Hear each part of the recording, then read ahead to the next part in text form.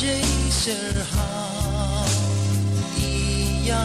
ô thủy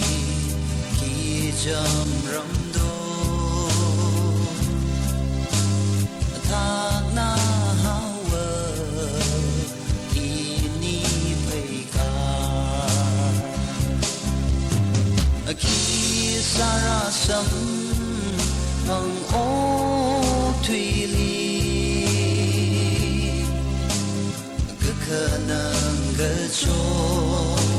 chỉ buồn phung đơ truy hao vơ cứ chỉ sống mi lơ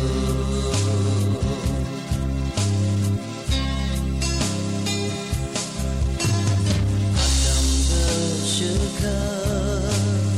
na ra cái gì cơ phá hú đỡ thấy ngờ rung mà lại chợt là nở vờ ý ly sự na hao vờ ý ni ngờ số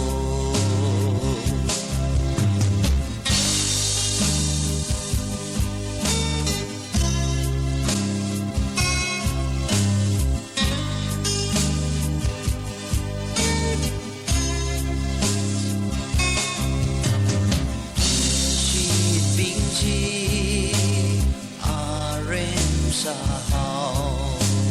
sim kur cơ ngỡ ra nơ pa mây la giờ du kỳ la mơ ngơ rây lơ ini vi va giờ mơ ninh thu khi sa ra sâm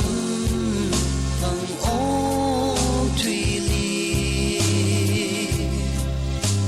cứ khả năng gỡ cho